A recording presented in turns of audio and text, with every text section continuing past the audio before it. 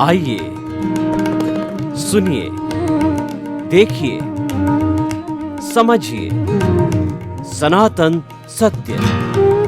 जैसी दृष्टि वैसी सृष्टि, दृष्टि विज्ञान।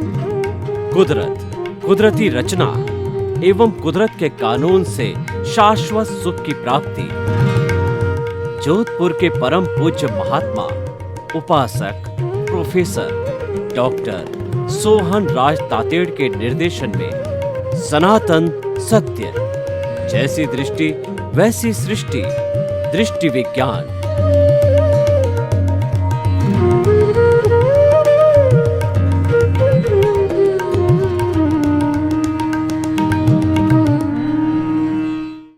भाइयों और बहनों, मातृशक्ति को नमन। आज का हमारा अति सुंदर विषय फर्जियात मर्जियात।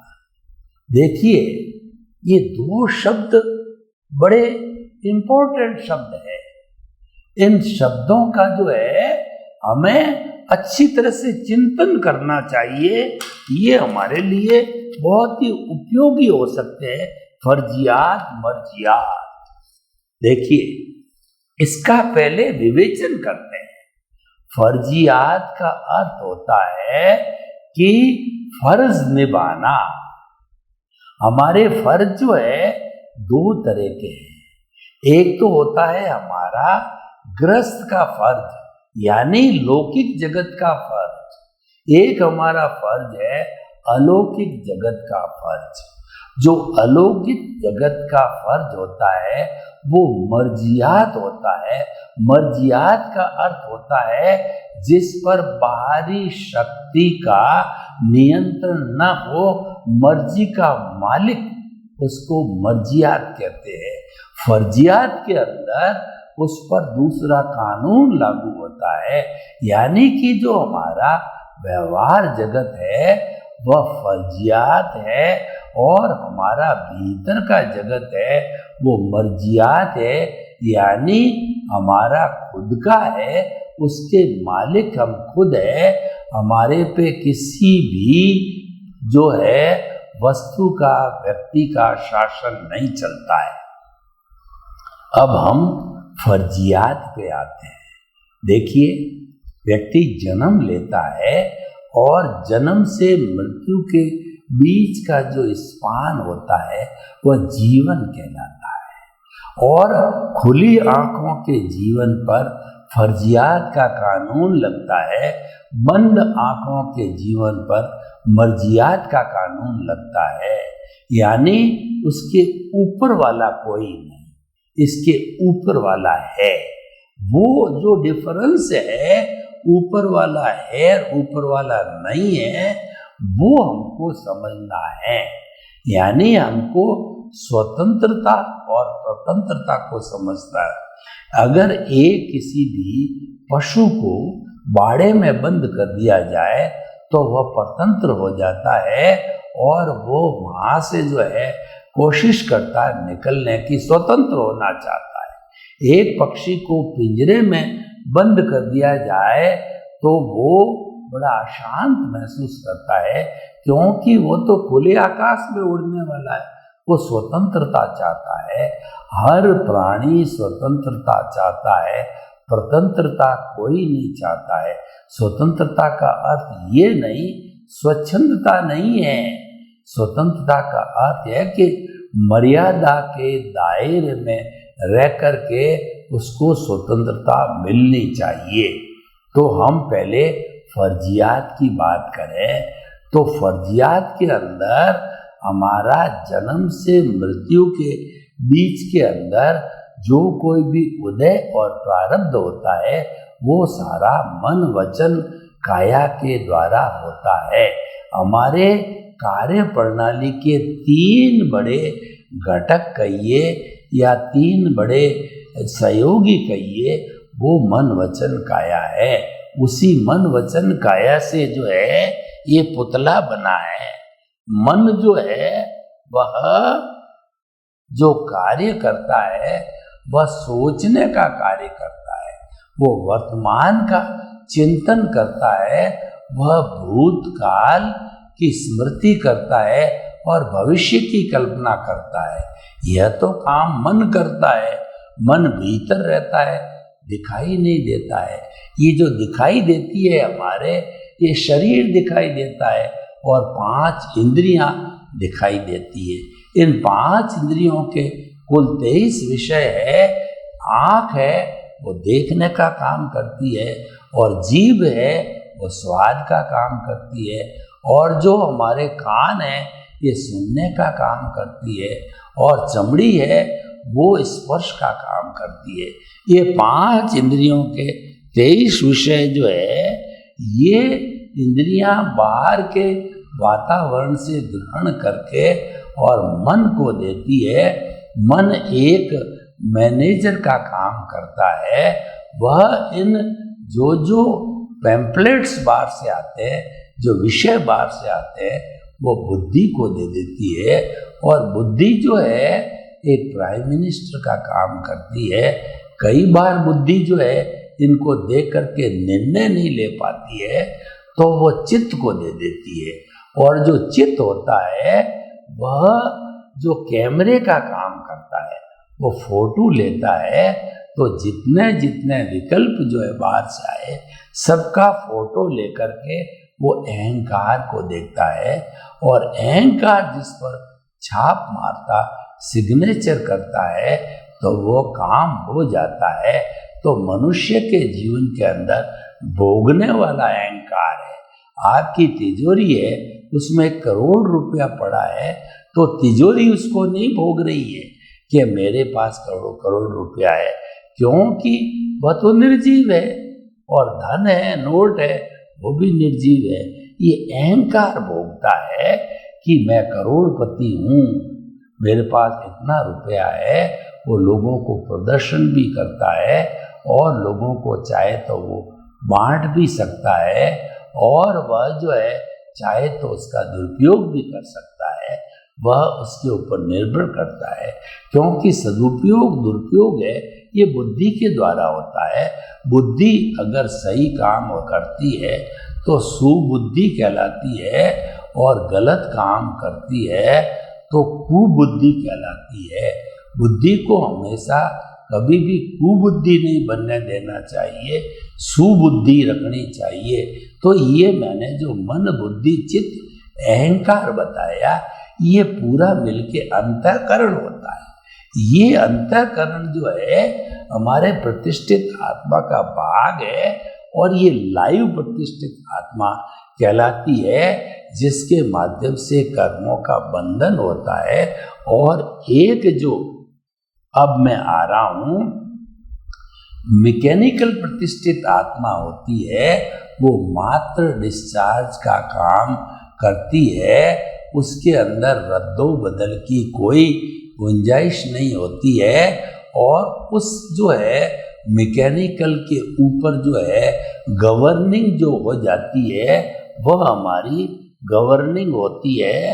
वह हमारी ये जो है वो कहना चाहिए कुदरत हो जाती है। क्योंकि कोई भी जीव जब मर जाता है तो वह कुदरत के अधीन हो जाता है, तो कुदरत ही उसको नया जन्म देती है, नया भरण पोषण करती है, और वो मन वचन काया की तीनों जो है वो बैटरी है, खुलती रहती है। सब हमारा जितना भुगतान जन्म से मृत्यु तक का होता है, वह सब कुदरत के अधीन जो है द्रव्य क्षेत्र काल भाव संजोगों के अधीन हम भुगतते हैं। वो हमारा हिसाब है, वो हमारा परिणाम है, वो हमारा उदय है, वो हमारा प्रारब्ध है। वो पिछले जन्म में हमने जैसी ध्वनि की, जैसे कॉज डाले उसकी प्रतिध्वनि है, और ये जो कॉज का इफेक्ट है, पिछले जन्म में कॉजेज डाले, इस जन्म में ये इफेक्ट बॉडी बनी, कॉजल बॉडी के कारण ये सारा होता है। ये हमारा फर्जियात है। फर्जियात के अंदर हमको वो फर्ज निभाना पड़ता है, यानी कि हमारे को उसी के अनुसार चलना पड़ता है। उसमें हमको टांग नहीं अड़ानी चाहिए। फर्जियात को तो ड्यूटी समझकर करना चाहिए। भगवान कृष्ण ने गीता में फर्जियात पर क्या कहा कि आप निष्काम कर्म करो। निष्काम कर्म का अर्थ ये है कर्म करो, फल की इच्छा मत रखो। और व्यक्ति को कर्म तो करना पड़ेगा। जन्म से मृत्यु के बीच में एक क्षण भी ऐसा नहीं आता है कि व्यक्ति कर्म नहीं करता।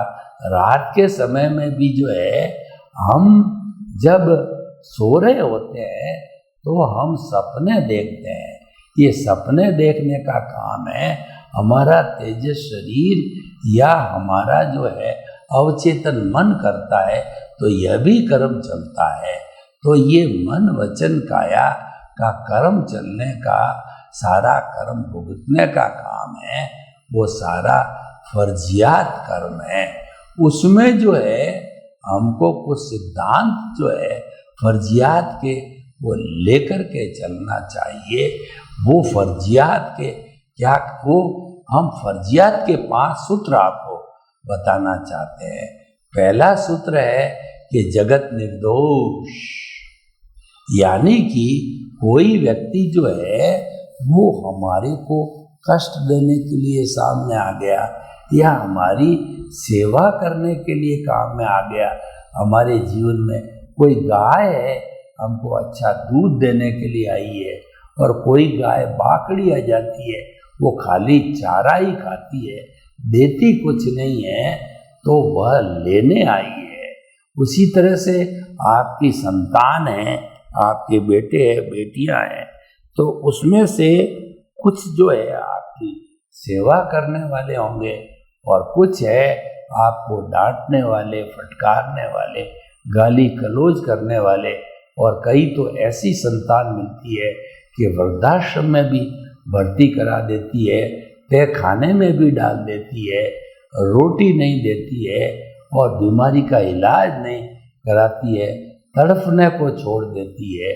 तो ये सारा होता है वह अपने अपने कर्मों के दोष के कारण, कर्मों के उदय प्रारब्ध के कारण जो हमारी व्यवस्थित शक्ति है, साइंटिफिक सर्कमस्टेंशियल एविडेंस जो है, वो हमारे जो है वो संजोग जुटाती है। और ये साइंटिफिक सर्कमस्टेंशियल एविडेंसेस कहिए या व्यवस्थित कहिए, ये जो है कुदरत का एक विभाग है। कुदरत तो एज ए होल पूरी होती है, जो पूरी सृष्टि में लागू होती। इंडिविजुअल पे जो है ये व्यवस्थित शक्ति लागू होती है कर्मों के भुगतान के अंदर। तो हम फर्जियात का पहला सूत्र हमें ये मान कर चलना चाहिए फर्जियात के रूप में कि सारी दुनिया निर्दोष है, पूरी सृष्टि जो है वीतराग है, किसी का दोष नहीं है, सब दोष मेरा है। मैं ही उन लोगों को बुलाता हूँ जो मेरे साथ अच्छा या बुरा व्यवहार करते हैं, वो मेरे ही बुलाए हुए हैं। और उसको जो है प्रकृति ने भेजा है, कुदरत ने मेरा हिसाब पूरा करने के लिए। उससे तो अच्छा ये है कि हमारे को ये उसके प्रति कृतज्ञता ज्ञापित करना चाहिए कि ये हमारा हिसाब पूरा करने आया है, ये मेरे को एनओसी देने आया है। और इसके एनओसी देने से सभी एनओसी जब को मिल जाएगी तब मुझे मुक्ति मिलेगी। क्योंकि जो व्यवहार शुद्धि बिना निश्चय शुद्धि नहीं है, इसीलिए दुनिया में किसी व्यक्ति को दोषी नहीं मानना चाहिए। दोष अपने कर्मों का होता है। कबीरदास जी ने कहा कि बुरा जो देखन में चला, बुरा न मिलिया कोई, जो दिल खोजा आपना और मुझसे बुरा न कोई। यानी इसका जो सारा सोर्स है वो मेरे खुद के कर्म है। वो जैसे जैसे पुण्योदय या पापोदय आता है उसी के अनुसार मेरे को सुख या दुख मिलता है। तो भाइयों बहनों, ये पहला सूत्र होगा कि जगत निर्दोष। दूसरा फर्जियात के अंदर यानी फर्जियात का अर्थ है हम समाज में जीते हैं, हम परिवार के साथ जीते हैं, हम हमारे कार्य क्षेत्र कर्म भूमि के साथ जीते हैं।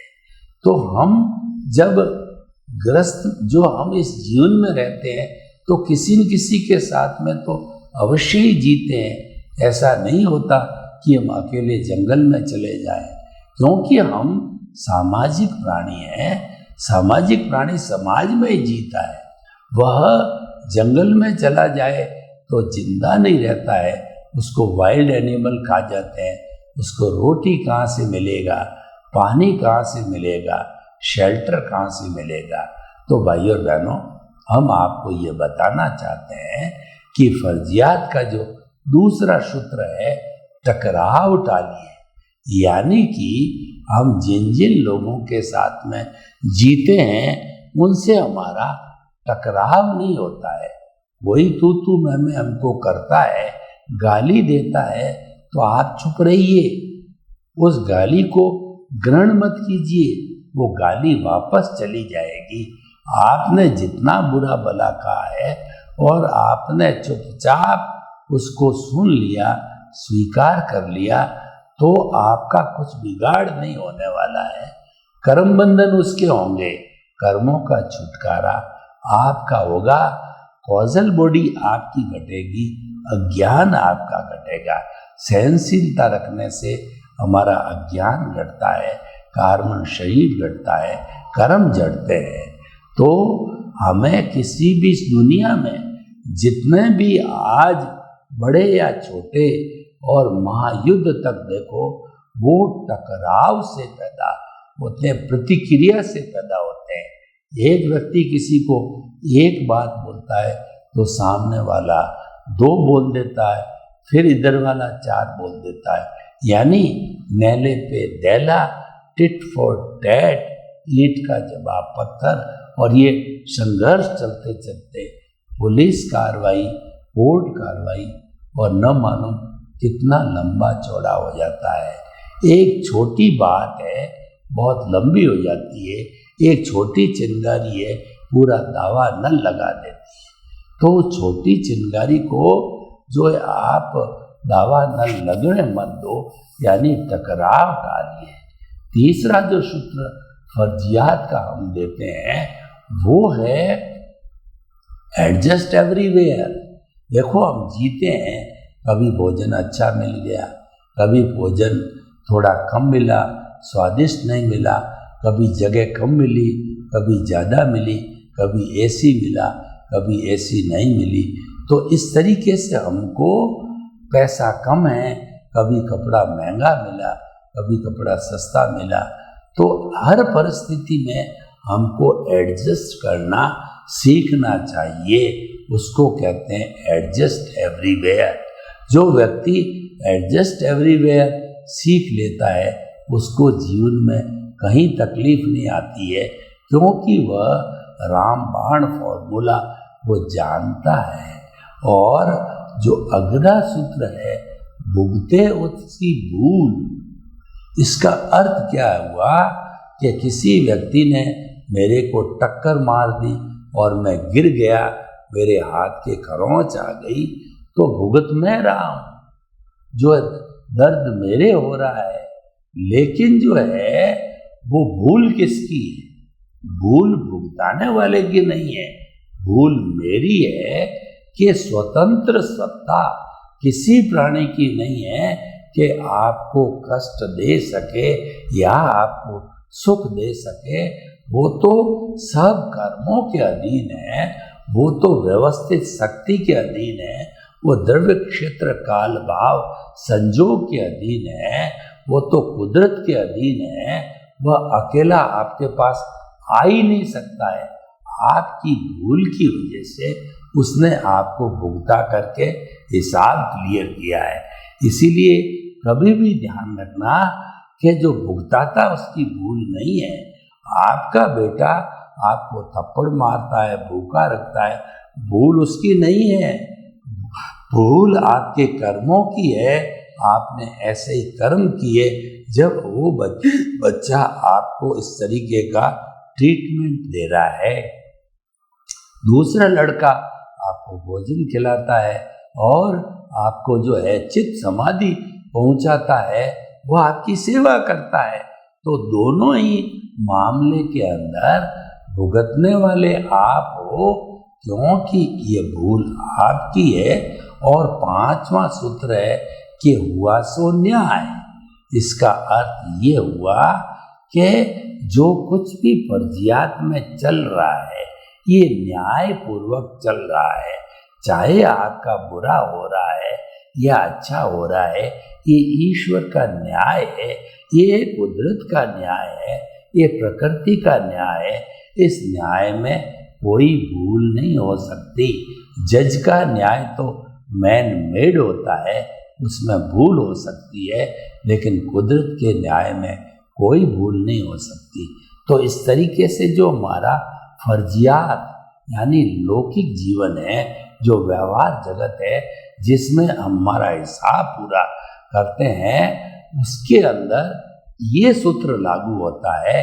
मन वचन काया तथा उससे जुड़ी हुई हर अवस्था मात्र कुदरती रचना है।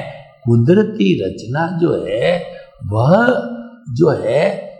अवस्था होती है, और हर अवस्था विनाशी होती है, जाने वाली होती है, और वह जो है वह वापस लौट के नहीं आती है और वह समाप्त हो जाती है। इसीलिए उस विनाशी अवस्था को आप समझो। तो इसीलिए जो है हमारे को ये सूत्र ध्यान में रखना है कि अवस्था मात्र कुदरती रचना होती है और ये चलती रहती है। तो इसलिए हमारे को जो है वह क्या करना है, वो हम आगे चलते हैं कि हमारे को अब हम मर्जियात में जाते हैं। मर्जियात में यानी हमारा मर्जी का जीवन जीते हैं। मर्जी का जीवन होता है वो चेतना का जीवन होता है, वो दृष्टि विज्ञान होता है, और वह भावों का जीवन होता है। उस भावों की शुद्धि करो, भावों को शुद्ध रखो, तो आपको जो फर्जियात के अंदर सुख दुख भुगतने का होता है ये आवश्यकता ही नहीं रहेगी। क्योंकि दृष्टि विज्ञान में अगर हम भेद विज्ञान, ज्ञाता दृष्टा भाव, जुदापन की जागृति करते हैं, हम दृष्टि विज्ञान करते हैं, हम सनातन सत्य का पालन करते हैं, हमारी रॉन्ग बिलीफ को समाप्त करके हम राइट बिलीफ करते हैं, तो हमारी जब बिलीफ ही सही होती है तो तकलीफ होने का सवाल ही नहीं है। देखिए कि हम जुदापन की जागृति में, ये हमारा मर्जियात जीवन है। जुदापन की जागृति के अंदर हम जो है प्रकृति पुरुष को अलग रखते हैं, जीवन भर प्रकृति पुरुष को मिलने नहीं देते हैं। प्रकृति हमारा मन वचन काया है और पुरुष है भीतर विराजमान शुद्ध आत्मा भगवान है। प्रकृति तो ये जड़ स्वरूप है और ये भुगतान होकर के समाप्त हो जाती है, ये परिणाम है। और ये हम पीछे से लेके आए हैं, ये मैकेनिकल प्रतिष्ठित आत्मा है, ऑटो मोड से चलती है। तो ये जो है उसके साथ में पुरुष को मत जो है जोड़ो, यानी भावों को इससे टच मत होने दो। हमारा जितना भी पिछले जन्म का भुगतान चल रहा है वह विचारों के द्वारा चल रहा है, तो उन विचारों को बाईपास करते रहो, बाईपास करते रहो। तो क्या होगा कि आपका जो है प्रकृति का पुरुष से जुड़ाव नहीं होगा। सांख्य भाषा में क्या कहा गया है कि अगर पुरुष और प्रकृति अलग अलग न होकर के अगर प्रकृति की छाया पुरुष पर पड़ जाती है तो पुरुष जो है अशुद्ध हो जाता है, और जब उसको वापस चिंतन आता है कि मेरे में अशुद्धि हो गई, तब वो शुद्धिकरण चालू करता है। दृष्टि विज्ञान, ज्ञाता दृष्टा और जुदापन की जागृति, फिर जुदा रहने की कोशिश करके शुद्ध हो जाता है। तो इस तरीके से प्रकृति और पुरुष को अलग रखने का कोशिश करना, ये सम्यक तप कहलाता है। सम्यक ये सारा मर्जिया है। तो हमारा सम्यक ज्ञान क्या है कि ये जो शरीर है, जो कि जिससे मैं सारा काम करता हूँ, यह शरीर मेरा नहीं है, सम्यक ज्ञान। और इस शरीर का संचालक मैं नहीं हूँ, ये सम्यक दर्शन है।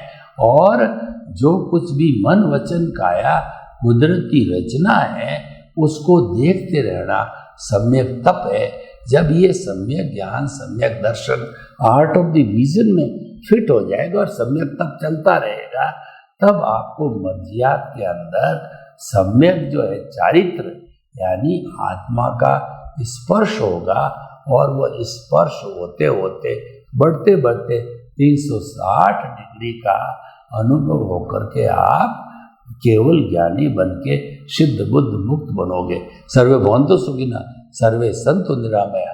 लोक के सब जीवों को सुख मिले, शांति मिले, आनंद मिले, प्रेम मिले, सौहार्द मिले, और सभी अपना अपना कर्तव्य का निर्वाह करते हुए हम जो है अपना जीवन भीतर की ओर मोड़े।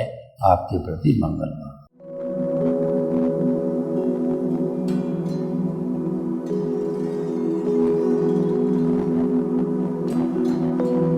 एक ऐसा अंतर्राष्ट्रीय ख्याति प्राप्त मानव जो गुरु प्रेरणा से पिछले 20 वर्षों से वानप्रस्थ जीवन जीते हुए 24 घंटे मानवता की सेवा में संलग्न है। एक ऐसा मानव जो अभी राष्ट्रीय, अंतर्राष्ट्रीय टीवी चैनलों पर 7,500 एपिसोड के माध्यम से सनातन सत्य, आत्मविज्ञान एवं पुनरुत्थान, व्यवहार एवं निश्चय जगत के जीवनोपयोगी विषयों पर हृदय स्पर्शी प्रवचन कर चुका है। उस मानव का नाम है महात्मा उपासक प्रोफेसर डॉक्टर सोहन राज तातेड़। प्रोफेसर तातेड़ द्वारा योग, दर्शन, शिक्षा विषयों पर रचित पीएचडी स्तर के 250 शोध ग्रंथ भारत के 100 प्रतिष्ठित विश्वविद्यालयों में शोधार्थी पढ़ रहे हैं तथा वे सभी शोध ग्रंथ वहां की सेंट्रल लाइब्रेरियों में उपलब्ध हैं। महात्मा सोहन राज ने अभी तक हजारों स्कूलों, कॉलेजों, विश्वविद्यालयों एवं संस्थाओं में सेमिनार, वर्कशॉप, कैंप लगाकर लाखों विद्यार्थियों को योग, दर्शन, शिक्षा का प्रशिक्षण देकर उन्हें सुसंस्कारित किया। डॉक्टर तातेड़ ने भारतीय संस्कृति उत्थान के 4000 से अधिक समसामयिक विषयों पर आर्टिकल लिखकर ऑनलाइन जर्नल, पत्रिकाओं, वेबसाइट्स पर प्रकाशित किया, जिसका उपयोग लाखों पाठक कर रहे हैं। उपासक तातेड़ के 5000 से अधिक आज का सुविचार, आज का शुभ संदेश, आज का मंगल भावना योग आदि चिंतन websites, Twitter, blogger, Facebook, YouTube माध्यमों से लाखों लोग अपना जीवन निर्माण कर रहे हैं। मानवता के मसीहा ऐसे महामानव महात्मा सोहन राज तातेड़ के प्रोफाइल को अभी तक विश्व के 20 लाख दर्शक यूट्यूब पर, 12 लाख गूगल पर एवं लाखों दर्शक फेसबुक, ब्लॉगर, ट्विटर और इंस्टाग्राम पर देख चुके हैं।